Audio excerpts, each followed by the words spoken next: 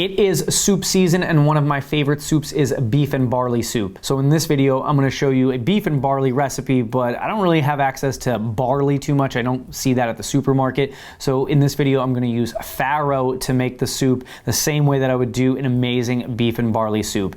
It's hearty, it's earthy, it's warm, and it's absolutely delicious. For the full ingredient list, check the description box below, but enough talking, let's get cooking. So this is everything that we're gonna need to make this beef and barley soup. Well, it's not really barley, we're gonna use farro. You can use barley if you can find it, but I've never even seen it at the supermarket. I know it's pretty popular, but I don't know where people's getting their barley from. I'm gonna do it with farro, which is a really similar grain, gives similar texture, but I think personally a little bit better. Let's take a look at the beef. So here I got some stew meat. I think this is like a round stew meat. This is a great recipe that you can use a lot of different beef. Probably if you wanted the most tender stew meat, probably a good chuck would work well, but I wanted to go a little leaner because I feel like a lot of times around this time of the year when soup and stew season, everything's got a lot of fat in it. So if I could trim off just a little fat and I could sneak in some of this like leaner beef that doesn't get used so much, I'm going to. So here we also got some onions and some garlic, some carrots,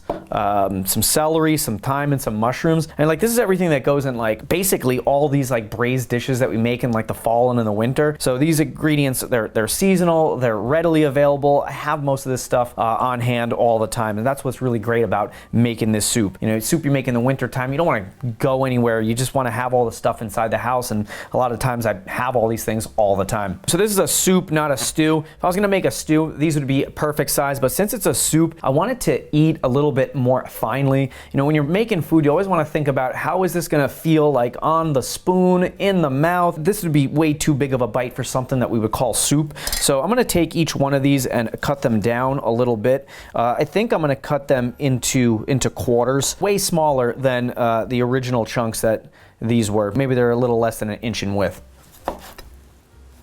So if we were gonna use like a chuck roast, or you were gonna use a eye of round that, or maybe like just some stew meat like this, cut it to pretty small. I would not use, you know, really large chunks. So maybe if it's a small piece like this, I can just cut that in half. The bigger ones I'm gonna quarter.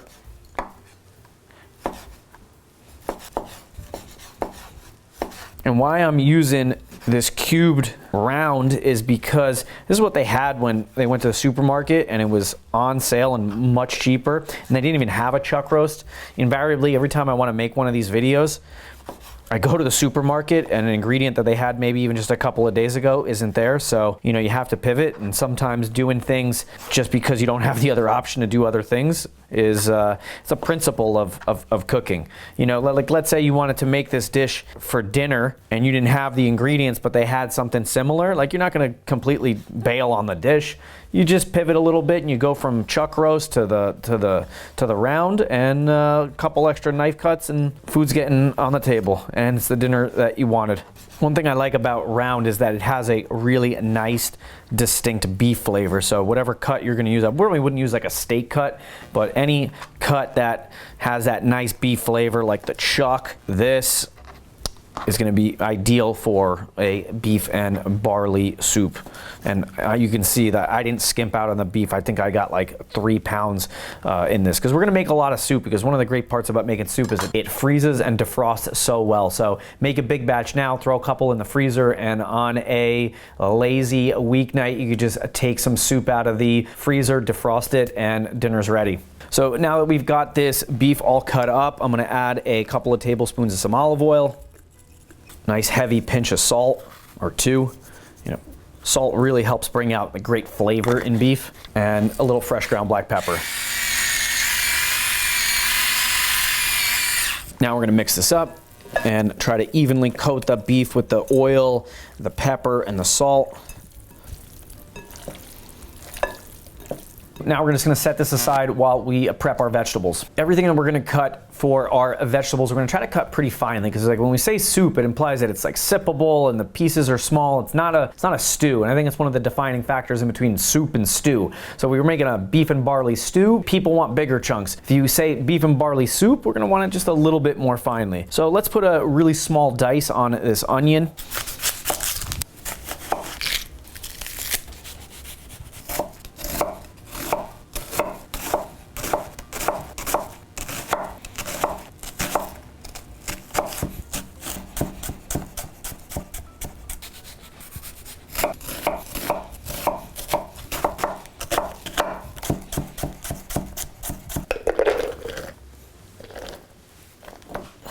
While I stop crying from those onions, we're gonna cut up the celery. So the celery, I'm just gonna trim off the ends, and I'm gonna split them down. These are pretty wide, so maybe twice. Maybe on a more narrow one, I'll do just once. Celery is one of the more forgiving chopping vegetables. It really grabs the knife really firmly. The knife passes through really easily, but it doesn't get any wobbly. They hold together pretty good because they're not too wet. Next up, we're gonna peel and cut down these carrots.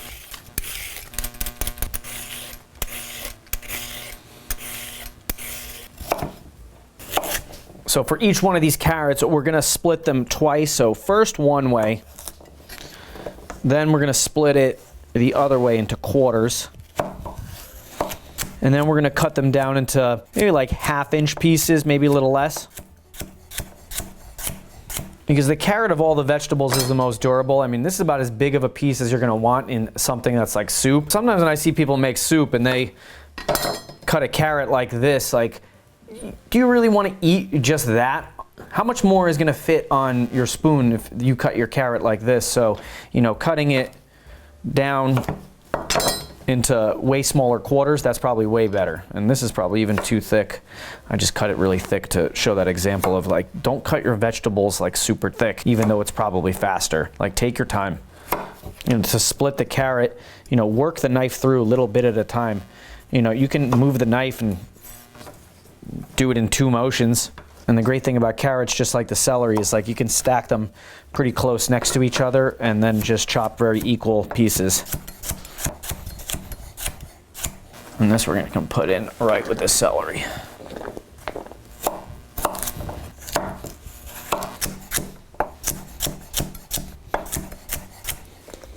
So next we got these mushrooms. So these are little baby portobello mushrooms. You can use the baby portobello ones. You can use any mushroom. You can use shiitake mushrooms. This would be a great place for all different kinds of mushrooms because it's got that earthy tone to it, and that's the flavor that mushrooms have. That's their flavor profile. But these I'm gonna cut into halves because once they cook a little bit and they release a lot of their moisture, they're gonna shrink down a lot. And these are pretty small. If they were a little larger, maybe even like this one, I'll cut into quarters. But these small ones, if I just cut them into half, that'll probably be pretty good to bring them down to a size that fits the soup that we're making. This one maybe I'll quarter. You know, produce is very imperfect, and I think sometimes the supermarket represents too much like perfect produce. Like, you're gonna have some big mushrooms, you're gonna have some little ones. Work with what you got. You know, if you gotta have the little ones and you gotta quarter the big ones, do that. The great part about this soup is like the variety of vegetables that are available and fresh in the winter time, because winter time, the amount of fruits and vegetables that you get definitely goes down. So these things are great all year round, especially in the winter time. So, I mean, look how much we've already cut up just already. Last but not least, we're gonna put a mince on some garlic. So we're gonna take these cloves, we're gonna remove the skin from the outside and put a mince on them. So now I'll cut the woody root end off this garlic.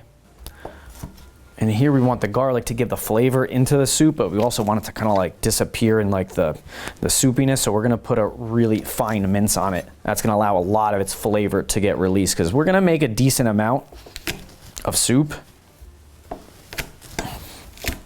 And we want to make sure that it's flavored very well all the way through.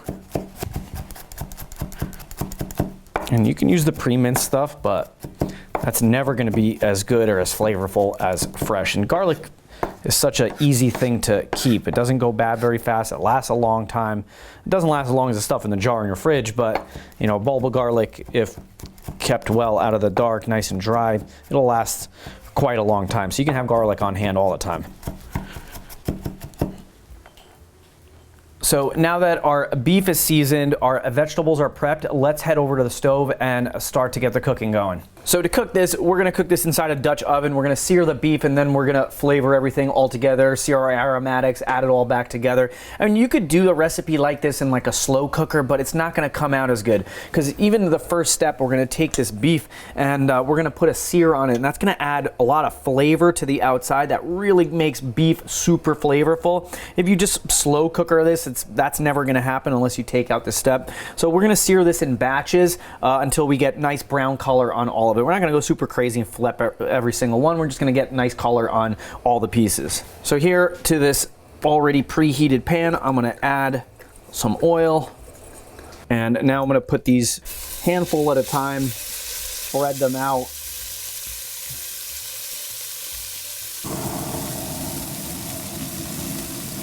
I'm gonna let these sear for a couple minutes on each side. I'm gonna give it a little bit of a mix, then I'm gonna let them sear again.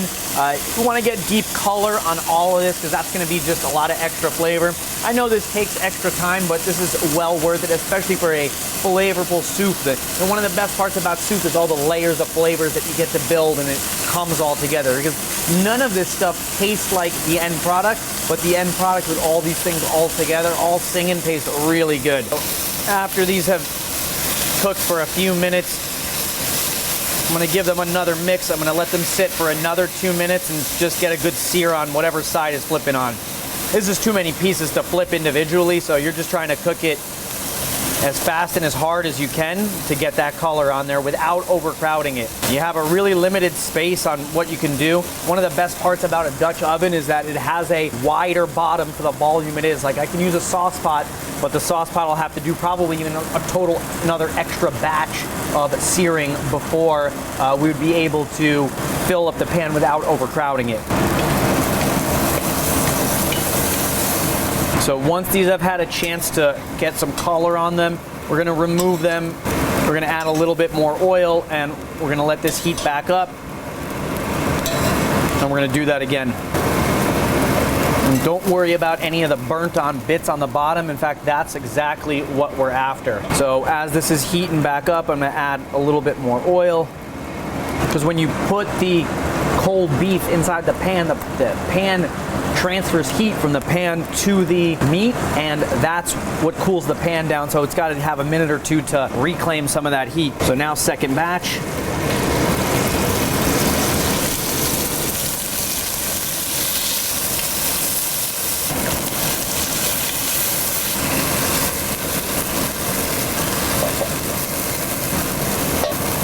Last batch.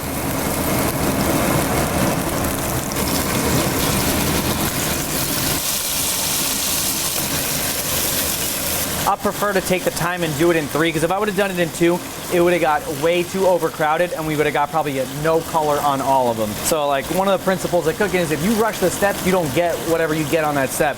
So if I tried to rush the browning process here, which is probably one of the most important parts of this recipe, I would have got no color. All the beef would have kind of like steamed and boiled, and then we would have missed out on all that flavor. And now as I remove this beef, look at the bottom of this pan, how darkly colored all that burnt on bits is. I mean, this is the fond that you cannot buy, and it's gonna add so much flavor to this. It's gonna taste like we took all day to make this soup. So now to the pan, we're gonna lower the heat down to like a medium. We're gonna add our carrots, our celery, and our onions. I'm gonna move them around the pan just to mix them up and just so they contact the bottom. But as they start to cook, they're gonna release a lot of moisture that's gonna start to pick up all these beautiful brown bits inside this pan. Actually, Dutch oven is more like a pot, not a pan. But one of the great parts about Dutch oven is that they double as both pans and pots. That's, like I said before, it's got that nice surface area on the bottom, so you can do that browning step and get a little bit more bottom than height. And I'm not trying to brown these, I just want to soften them. And as they continue to get in contact with the heat, they'll start to release their moisture. And we've already started to pick up a lot of those brown bits on the bottom. You can see even the bottom of the pan's already clean. The edges still need a little bit of time, but as this releases more moisture, we'll get it all back in there. If at any point it seems a little dry, you can always just add a bit more oil.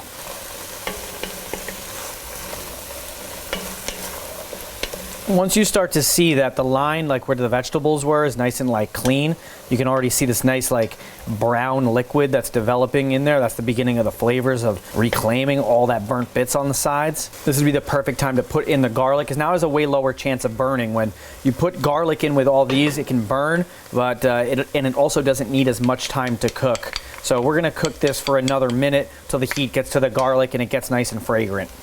Once I start to smell that garlic, we're gonna take some tomato paste and put in a couple of tablespoons. We wanna cook down the tomato paste a little bit. Oh, forgot to bust open the top. We're gonna wanna cook down that tomato paste so it fries up a little bit. To remember, the tomato paste that's in here is raw, so it's a product that needs to get cooked the same as any of the other things that we put in here. So we're going to give that a nice mix, spread it all around these semi-cooked vegetables and aromatics. And we're just going to give that a chance to cook for a few minutes before we add the next ingredients.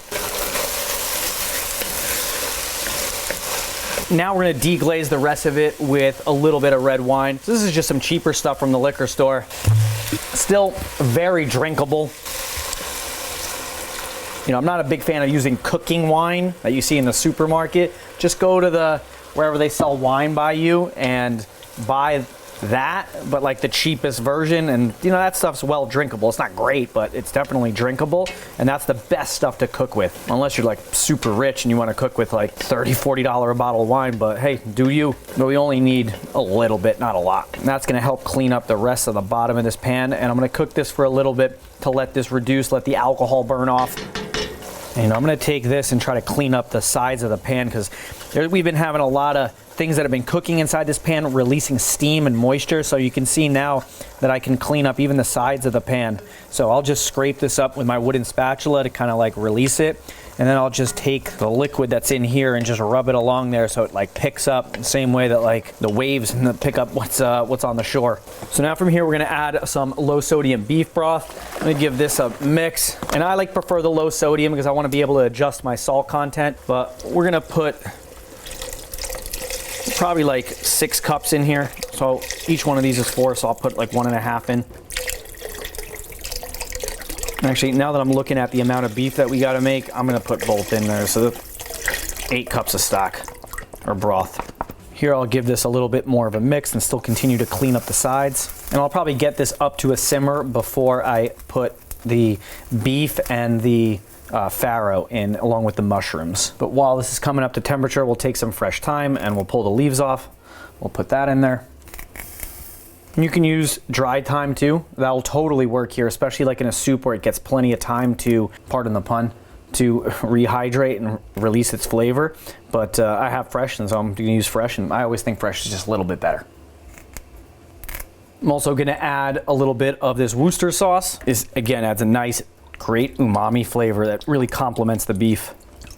I'm also gonna add a little smoked paprika. This is gonna add a really nice smoky flavor. A lot of times I add this for the red color, but we already got that from the tomato paste. But adding this little smoky flavor is just gonna be another layer of flavor that's gonna go inside here. So as this approaches a boil, we're gonna use our farro. So normally this is made with barley, and you could do this with barley, but barley and farro have similar cooking times. They have similar flavors, they have similar textures. So I prefer farro, and I could find it more easily. So we're gonna put our farro in there. Here I got about probably like a heavy cup, maybe like 1.25 cups. Here we got those mushrooms that we cut up before. The mushrooms are gonna have their own water in them that are gonna release into the liquid, into the soup. It's gonna be so good. And now we're gonna put in our beef and all the drippings that remained inside the bowl. We have a strict no flavors left behind policy, so every last drip that got into this bowl, we're gonna throw in there. Last thing that we got to put in is gonna be these bay leaves. So always remember how many bay leaves you put in, because you always got to take these out. These are not edible, but they add great flavor. So we're gonna tuck those in there into the hot tub. So now I'm gonna let this come up to a boil. I'm gonna put the lid on, and once it comes up to a boil, I'm gonna reduce the temperature down to low, and I'm gonna let it simmer for about 30-35 minutes. As this is finishing cooking, I'm gonna salt it a little bit. A lot of the things that we added already had salt in it, like the stock, the Worcester sauce. So we're gonna put a Nice pinch or two of salt in. Also the beef, we also season the outside of that with salt. So I already put enough salt in there. We could salt it just a little bit at the end, and some fresh ground black pepper. Now I'm gonna give this a mix and let this continue to simmer until the farro is nice and tender.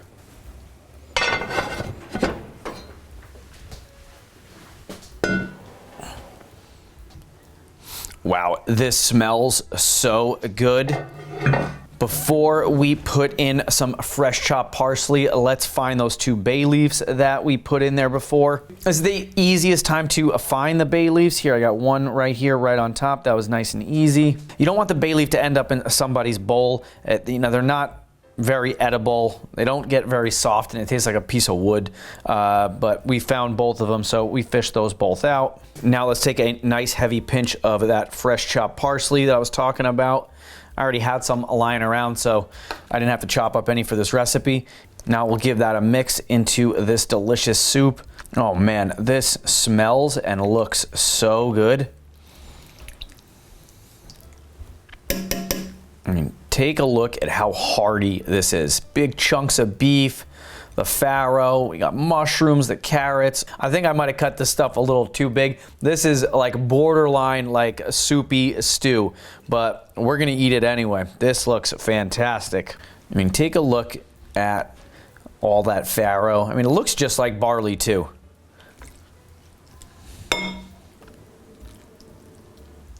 And we just need just a little bit more broth. And now a little pinch of parsley right on top. And now how amazing does this beef and barley, I keep calling it beef and barley, beef and farro soup. I can't wait to try this. This soup looks absolutely unbelievable. It's the heartiest beef and barley or beef and farro soup I've ever seen. I mean, take a look at this. I'm gonna try to get everything on one bite. So enough of the farro, nice chunks of beef, the carrots. Let me see if I can scoot a mushroom on there. This looks absolutely unbelievable. That mushroom does not want to come on, but let's put her on anyway. This is gonna be an epic bite.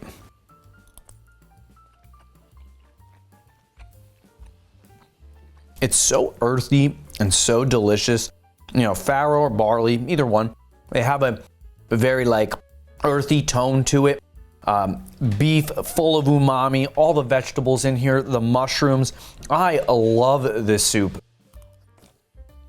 I mean, the broth just by itself is super flavorful. And paired up with the mushrooms and the carrots and that beef. I mean, look at this piece of seared beef right here. See the color on that? And you wouldn't get that if you just threw this in a slow cooker. That's why you want to take the time to sear the beef in batches. That's really gonna lend a lot of flavor into the dish. Now, you ain't gonna get just by throwing it all in the crock pot. This is so good. It's healthy, it's light, even though it's beef, because we went with the round. You know, maybe the chuck would have been a little bit more tender, but this is perfectly tender. And I said about 35 minutes. This took a little bit longer. This took about like 45 minutes before the farro was tender and also the beef. This soup is so good. I'm gonna finish the rest of this soup. If you like this video, hit like, subscribe to my channel if you're not already a subscriber. And if you're into soup, check out my white chicken chili soup. That is a really nice soupy stew, high in protein, and it's absolutely delicious. I'll see you there. Thanks.